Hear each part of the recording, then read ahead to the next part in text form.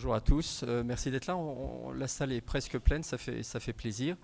On nous a demandé, à Karine et à moi, de traiter un sujet classique, mais finalement difficile à traiter, qui est celui de la fatigue, parce que tout le monde le connaît, mais finalement on n'a pas toujours les bonnes réponses à vous apporter. On va essayer de développer ça un petit peu ensemble. Alors d'abord, il faut définir la fatigue. On a tous notre propre idée de ce qu'est la fatigue. Néanmoins, j'ai voulu chercher un petit peu dans la littérature ce qui a été dit. Et si on prend deux définitions que j'aime bien, qui me paraissent assez pragmatiques, celle de Horn qui disait que la fatigue, c'était une plainte résultant d'un déséquilibre entre ce que l'on devait faire et ce que l'on pouvait faire. Je me suis permis de rajouter également entre ce que l'on veut faire et ce que l'on peut faire. Et puis un truc très simple, un Wikipédia, on y a tous accès, qui nous dit que finalement, la fatigue, ça résulte de contraintes d'ordre physiologique, c'est-à-dire je suis physiquement fatigué, mais également psychologique. On a eu la conférence précédente sur la psychologie, le ras-le-bol. Vous verrez que par certains points, ça se rejoint dans le cas de la fatigue, puisqu'il y a une composante psychologique de la fatigue. Et ça aboutit, cette fatigue, à une diminution de vos performances, qu'elles soient physiques ou cognitives, c'est-à-dire sur tout ce qui est lire, apprendre, travailler. Alors comment on l'évalue, cette fatigue? Il y a un truc très simple, c'est l'échelle visuelle analogique. On la connaît pour la douleur, ça a été adapté pour la fatigue. On déplace un petit curseur sur une échelle graduée, en tout cas du côté médecin, de 0 à 10, entre pas fatigué du tout à extrêmement fatigué. C'est un peu grossier, mais c'est utile. Ça peut être utilisé de façon rapide en consultation. Et puis il y a des choses un petit peu plus complexes parce que c'est plus long à remplir. C'est ce qu'on appelle le FACIT, mais c'est celui qui est utilisé dans les études. Et de plus en plus dans les études, y compris maintenant dans des études qui vont évaluer des médicaments, eh ben on s'intéresse à ce facteur fatigue en essayant d'évaluer si finalement les traitements ou le type de prise en charge va soulager, améliorer ces scores de fatigue.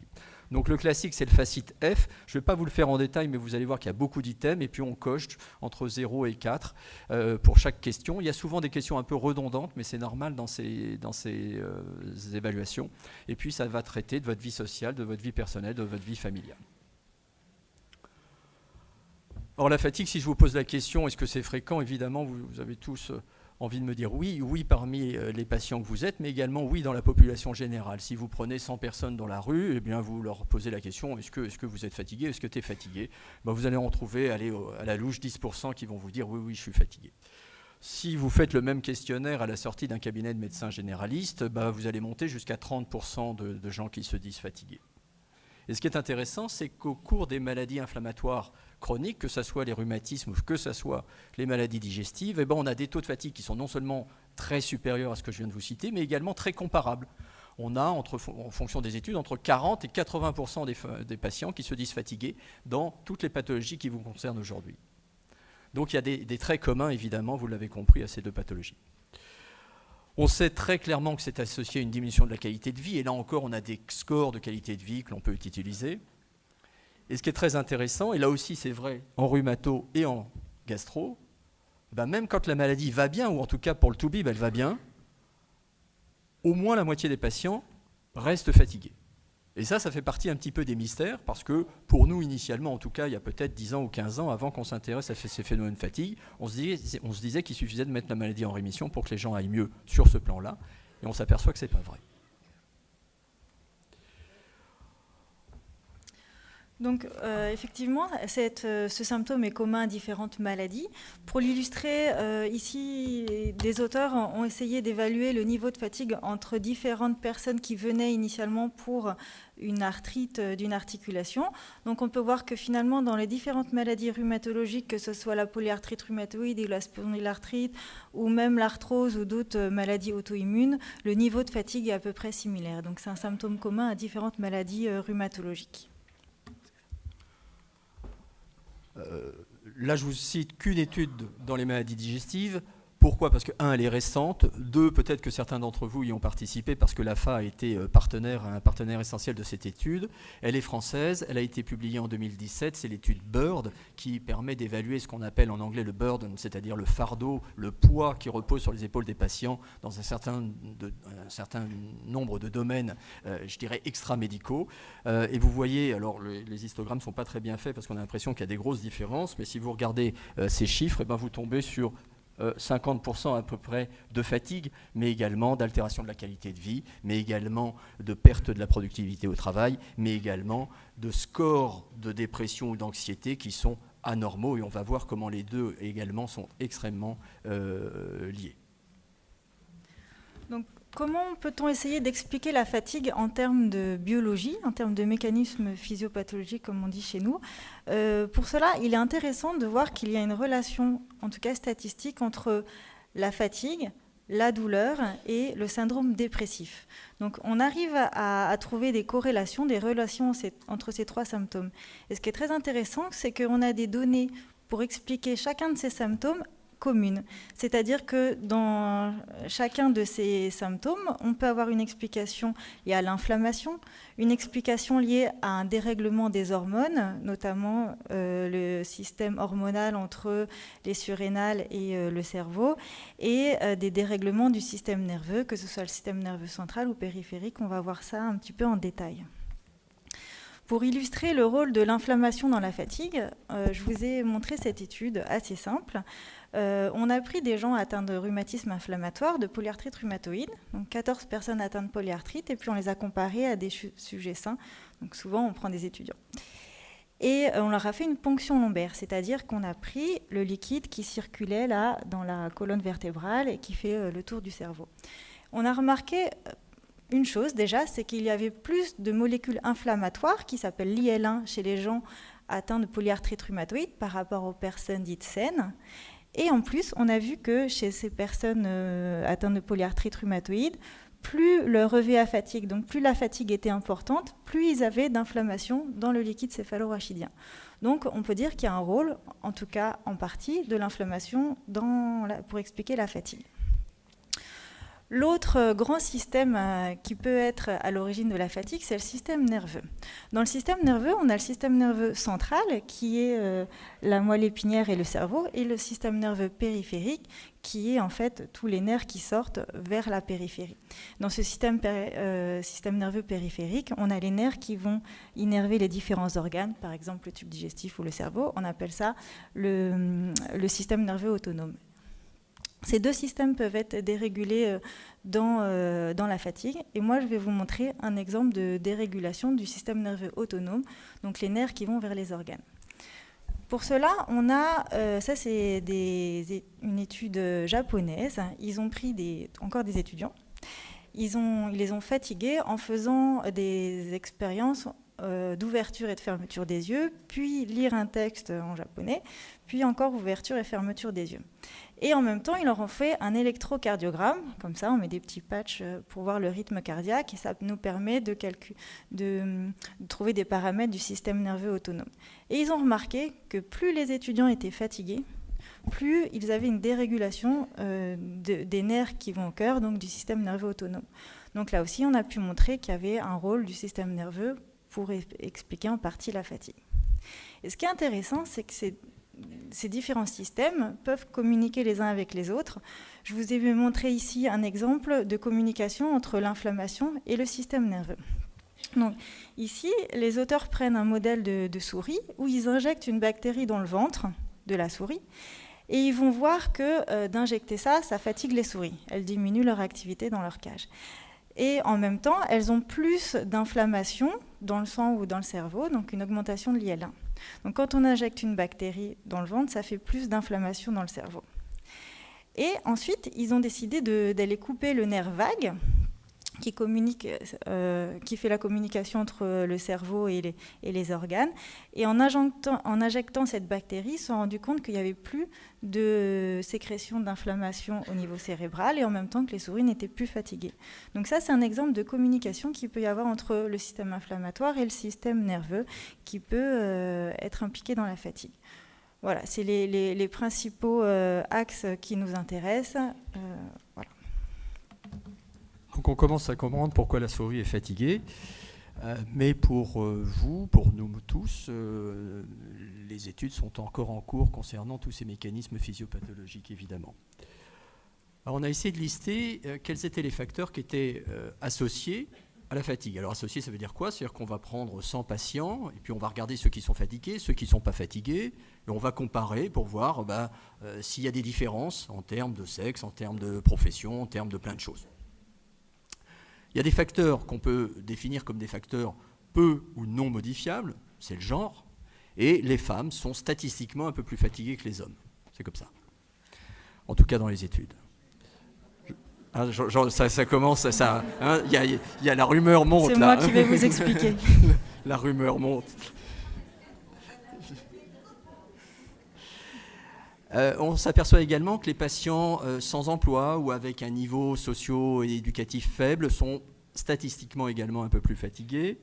On s'aperçoit que les jeunes, on aurait pu penser le contraire, ben non, les jeunes sont plus fatigués que les vieux, mais ça les vieux, nous on sait depuis longtemps.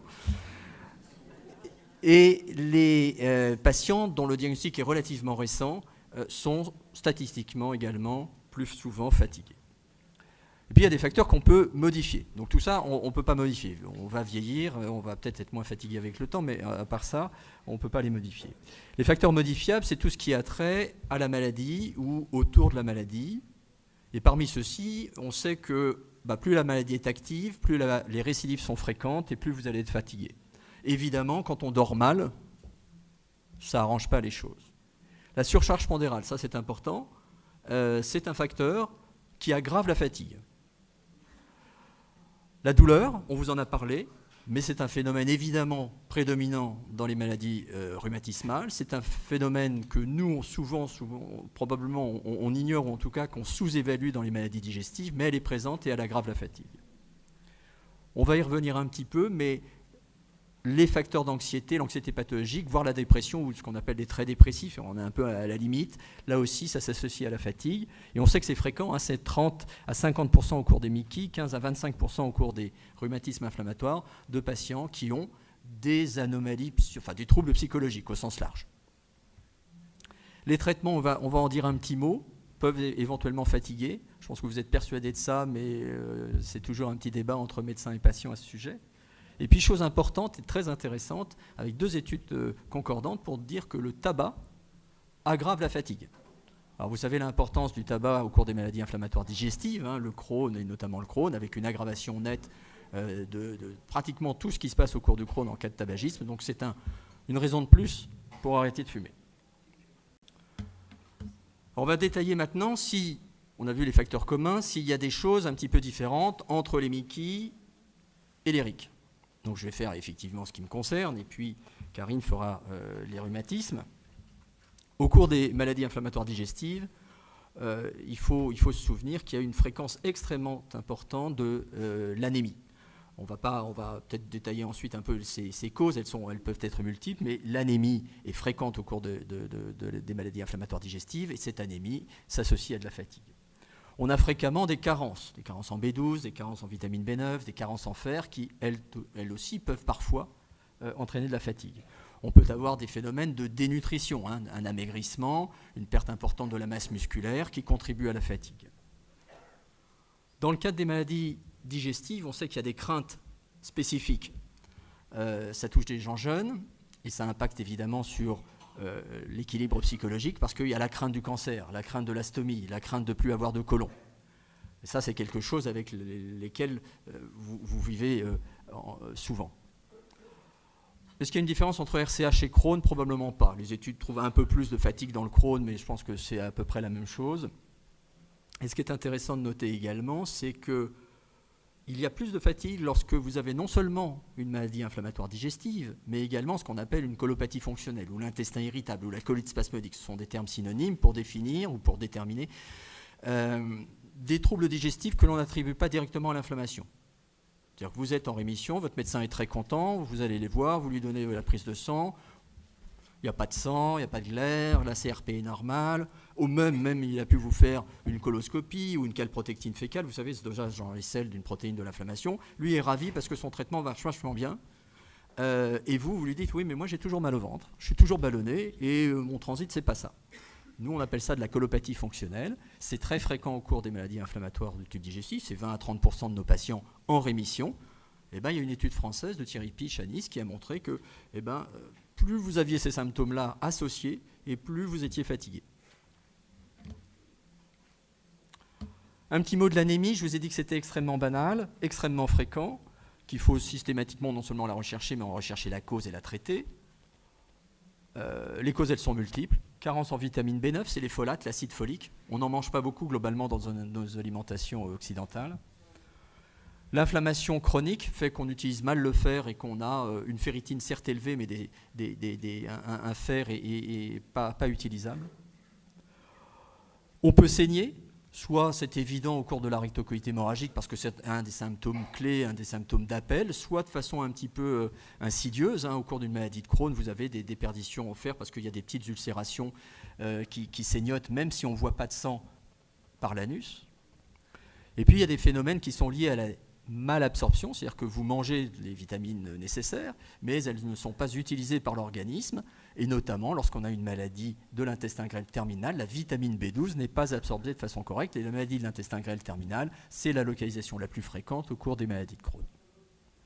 Et puis, on ne va pas détailler, mais il y a certains médicaments, dans certains cas, qui peuvent donner des anémies, notamment par carence en folate. C'est pour ça que tous les gens ici qui sont sous méthotrexate, je pense, reçoivent de l'acide folique ou de la spéciafoldine, des choses comme ça, en complémentation.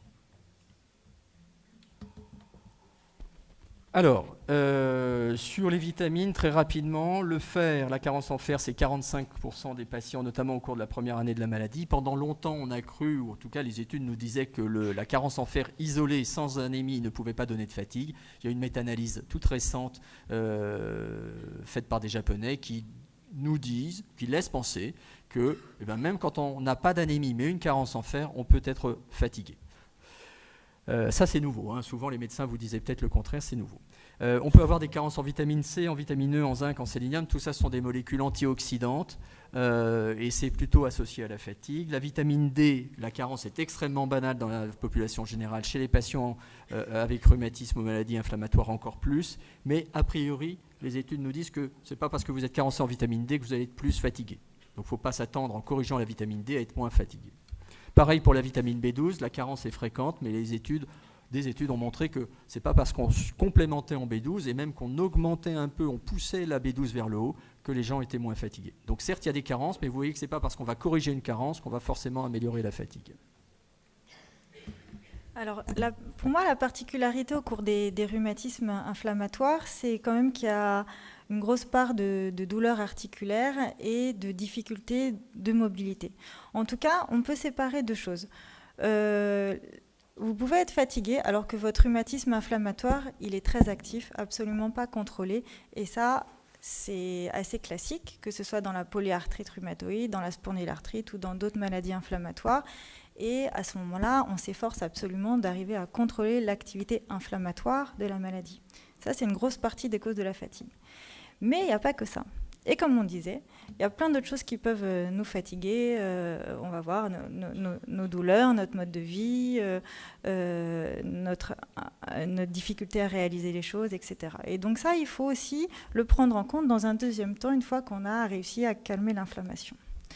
Donc, et ça a été très bien illustré par une étude où on a regardé presque 1500 patients en posant beaucoup de questions, et on s'est rendu compte qu'on pouvait les classer en trois groupes. Un groupe de gens qui étaient contrôlés, en rémission, et eux n'avaient pas de fatigue.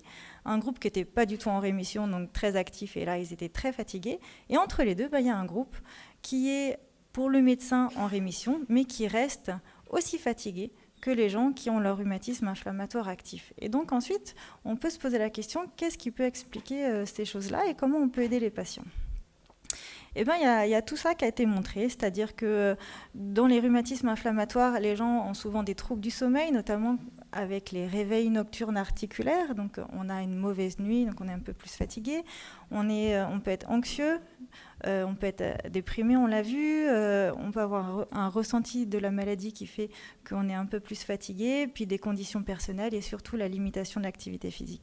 Il ne faut pas oublier aussi, comme mon collègue l'a dit, que parfois, il n'y a pas que la maladie inflammatoire, mais on a aussi d'autres choses. Il peut se passer d'autres maladies surajoutées, une infection, peut-être un problème pulmonaire, etc. En tout cas, la fatigue, elle va être différente en fonction de chacun. C'est-à-dire que vous pouvez vous associer à je suis fatiguée parce que je suis très isolée, ou parce que j'arrive pas bien à travailler comme les autres, ou parce que j'ai un état de vie stressant, ou parce que je suis toujours sur les écrans. Enfin, voilà, faut essayer de trouver chacun votre particularité pour essayer de trouver les bonnes solutions. Oui, un mot sur, mais c'est pas simple, sur les traitements et la fatigue. Les corticoïdes peuvent fatiguer. Vous savez qu'il y a un effet dopant initial, hein, il y a un effet de boost au départ du traitement corticoïde pour ceux, et je pense que vous êtes encore nombreux à avoir de temps en temps des corticoïdes.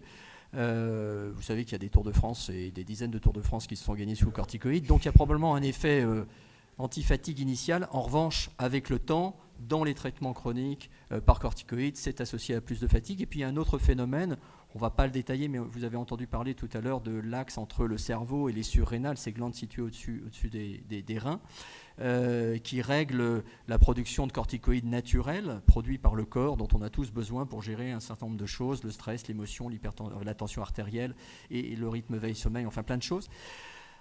Quand vous prenez des corticoïdes et que vous les interrompez, parce que c'est le but quand même de les interrompre, eh ben, on peut avoir dans 20 à 30% des cas ces phénomènes d'insuffisance surrénale. Et le premier des symptômes, c'est la fatigue. Donc ça, il faut y penser que si vous êtes en phase de décroissance ou d'arrêt des corticoïdes, et en tout cas c'est à votre médecin d'y penser, de se demander s'il n'y a pas ça qui arrive. Concernant les immunosuppresseurs, c'est un petit peu plus difficile de répondre.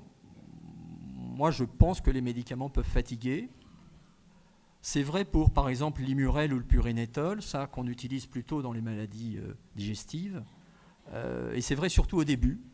Et je préviens les patients en général qu'ils peuvent être fatigués, mais qu'il faut tenir le coup parce que ça s'atténue, voire ça disparaît complètement avec le temps. Et c'est vrai, ce n'est pas le patient qui s'habitue à sa fatigue, c'est vraiment un phénomène des premières semaines qui disparaît avec le temps. Donc il faut tenir le coup au départ. Le méthotrexate, ça pour le coup, c'est un médicament qui est utilisé par les deux. Moi, je trouve, tu me diras ce que tu en penses, moi je trouve que dans les maladies digestives, mais je crois qu'on n'a pas la même perception sur le méthotrexate, ça fatigue beaucoup. En tout cas, nos patients, qu'on le donne par voie orale, qu'on le donne par voie sous-cutanée, qu'on le donne par voie intramusculaire, parce qu'on peut faire tout ça, trouvent que c'est un médicament qui fatigue beaucoup. C'est quoi votre expérience en rhumato? Parce que vous l'utilisez plus. Ouais, pour avoir quand même discuté pas mal avec mes collègues gastro, on a l'impression que les gens ne tolèrent pas forcément de la même manière entre les différentes maladies. En tout cas, au niveau des rhumatismes inflammatoires, il y a quelques patients qui décrivent de la fatigue, juste c'est une prise hebdomadaire une fois par semaine, dans les quelques jours, en général 2 jours après la prise de chaque jour de la prise du méthotrexate. Et souvent on arrive soit en donnant de la spéciafoldine 2 jours avant la prise de méthotrexate, soit éventuellement en passant le méthotrexate en piqûre sous-cutanée. Mais souvent c'est pas franchement un gros problème. En général. Oui, bon, voilà, moi j'ai des patients de 30 ans qui me disent je suis épuisé, mais je leur dis c'est pas possible, les rhumatos ils donnent ça à des mamies de 80 ans et elles se plaignent de rien. Donc bon, et là il y a un mystère, hein, c'était les mystères de la fatigue, le titre, il y a un truc qu'il faudra peut-être qu'on comprenne. Bref, le méthotrexate, en tout cas vu de la chapelle gastro-entérologique, est souvent un médicament associé à la fatigue. Et autant je ne me souviens pas avoir arrêté de l'Imurel pour fatigue, je l'ai arrêté pour plein d'autres raisons, autant arrêter le méthotrexate pour le symptôme fatigue, clairement on y est amené, en tout cas pour ma part. Concernant les anti-TNF, vous savez que ça, ce sont des molécules communes à toutes ces pathologies. Là aussi, on ne sait pas trop sur quel pied danser, parce que dans les études initiales, ces études pivots qui ont fait démontrer que ces médicaments marchaient bien, il y avait des études de qualité de vie, et dans la qualité de vie, il y a des questionnaires fatigue, et on avait l'impression que ça impactait de façon positive, de façon favorable, la qualité de vie et la fatigue. Et puis il y a une méta-analyse. C'est quoi une méta-analyse? Je vous l'ai cité tout à l'heure, les Japonais.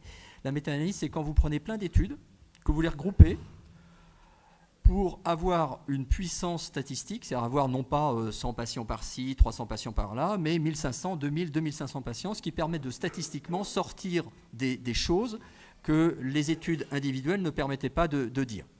Bon, alors quand on regroupe plein d'études comme ça, une méta-analyse récente nous montre que plus les patients reçoivent des anti-TNF, plus ils sont fatigués. Et là, on est dans le problème de la poule et de l'œuf. Et finalement, est-ce que on a affaire à des maladies plus sévères? C'est pour ça qu'ils reçoivent des anti-TNF et c'est pour ça qu'ils sont plus fatigués. Ou est-ce que c'est vraiment un lien de causalité? Qu'est-ce qu'il en est pour ce qui est des rhumatismes? Pour la polyarthrite rhumatoïde, c'est moi qui avais fait la méta-analyse. Et en fait, on trouvait qu'il y avait quand même, à 3 mois, il y avait quand même un effet positif des traitements anti-TNF et haute biothérapie sur la fatigue. Voilà. Et il a été monté cette année d'ailleurs par une de mes collègues, la même chose dans les spondyloarthrites. C'est un effet petit, mais c'est un effet positif quand même.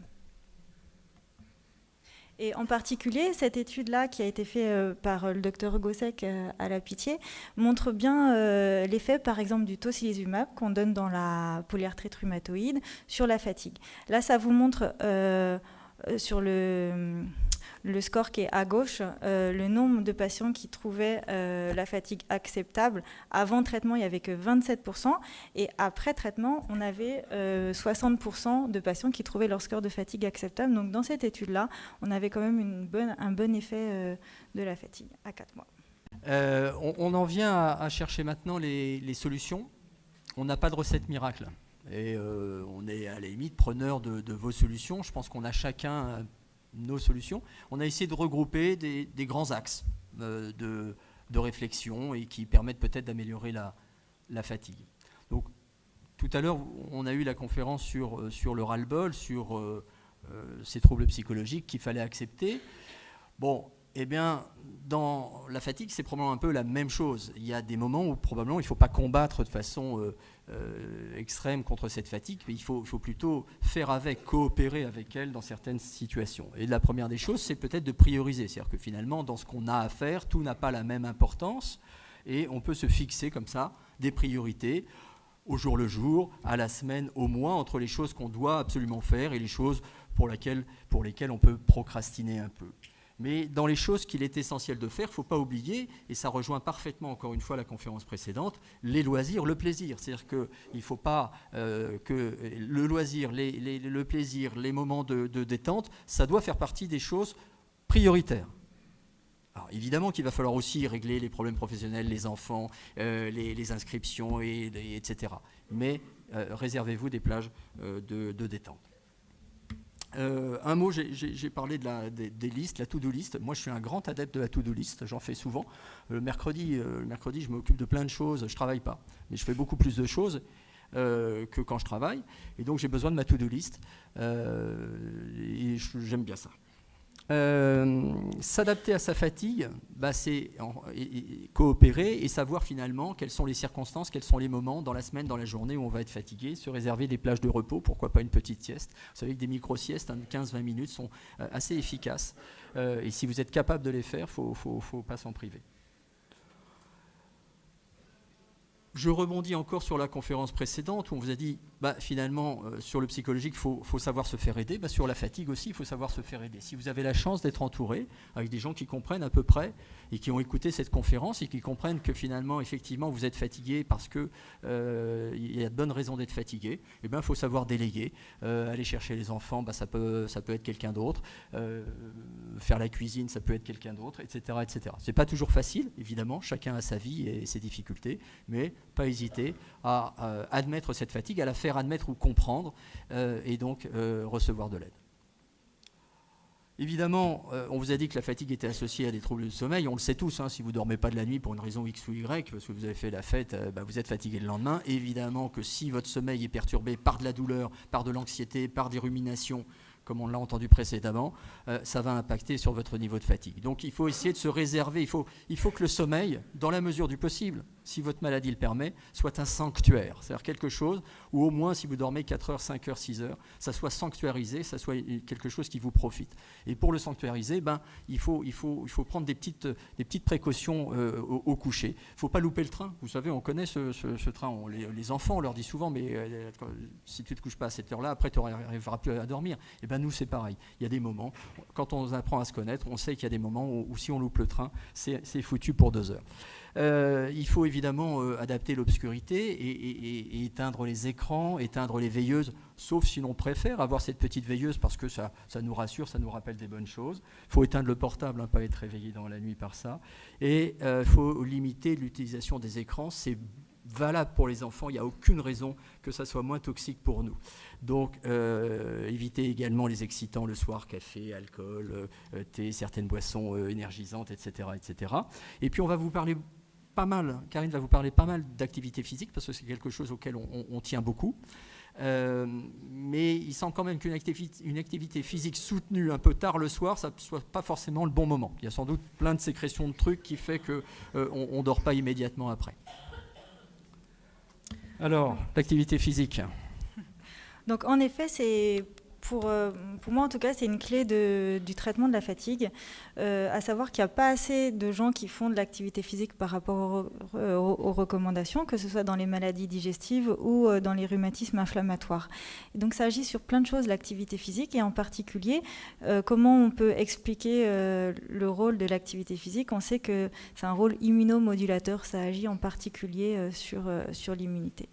Donc, on a remarqué que faire du sport régulièrement, ça permettait à la fois de diminuer la fatigue, mais également de diminuer la douleur, d'améliorer le moral et d'améliorer votre qualité de vie. Donc pour tout ça, c'est vraiment intéressant pour tous ces symptômes. Et c'est parfois un petit peu difficile de se remettre au sport quand ça fait longtemps qu'on n'en a pas fait.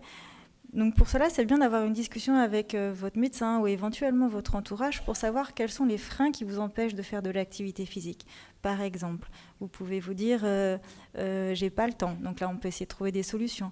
C'est trop coûteux une salle de sport. Pareil, on peut essayer de trouver des solutions moins chères ou gratuites ou de loisirs même. Et tout ça, c'est très important déjà d'identifier pourquoi on fait pas assez de sport et d'essayer de trouver ensemble des solutions. En tout cas, cette activité physique, elle doit être adaptée à vous. Adaptée à vous, votre mode de vie, mais adaptée à vous, votre maladie. C'est-à-dire qu'on ne va pas proposer les activités physiques ou les sports en fonction de si on a des grosses douleurs aux pieds ou un problème sur les mains. Voilà. Et l'autre clé, c'est qu'elle doit être progressive. On peut commencer à 5 minutes de sport de temps en temps et puis monter progressivement. Ça ne sert à rien de faire d'un coup 1 heure de footing par jour si on arrête au bout de 3 jours. Okay ? Donc vraiment la clé, c'est l'activité physique adaptée à vous et progressive. Et il y a 2 types d'activités physiques. Il y a à la fois l'activité aérobie, c'est-à-dire je fais du sport où je me bouge et je suis un petit peu essoufflée, et contre-résistance, c'est-à-dire le renforcement musculaire. Et pour illustrer tout ça, en fait, on a finalement 2 grandes recommandations qu'on peut utiliser. C'est une recommandation nationale et la recommandation de l'Organisation mondiale de la santé. Pour ce qui est national, on recommande 30 minutes d'activité d'intensité modérée ou élevée, au moins 5 jours par semaine. Et l'OMS, c'est plutôt en termes de minutes, 150 minutes d'activité modérée ou 75 minutes d'activité soutenue par semaine que vous dispatchez. Voilà. Et en fait, ce qui est important de comprendre, c'est qu'on ne parle pas ici de sport. On ne va pas vous dire d'aller vous inscrire, faire de la natation ou de l'athlétisme. On peut aussi parler d'activité physique dans la journée, c'est-à-dire dans notre quotidien, on peut essayer de se bouger un peu plus, que ce soit faire la cuisine, faire le ménage, du bricolage, du jardinage, pour un peu qu'on soit un peu essoufflé et que ça dure longtemps, c'est compté comme activité physique. Après, c'est vrai que c'est bien aussi de faire de la gym, de l'aquagym, de la marche à pied dans le bois de Vincennes, des choses comme ça, c'est aussi intéressant. Mais l'activité au quotidien, ça compte quand même. Je peux juste poser une question sur la... Moi, je ne suis pas atteint par chance d'une des maladies qui vous réunit ici, mais je suis incapable d'avoir ce type d'activité physique dans la semaine. Est-ce que ces messages des grandes organisations sont presque pas contre-productifs, parce que combien de personnes sont capables finalement d'avoir 30 minutes d'activité physique par 5 fois par semaine dans la salle?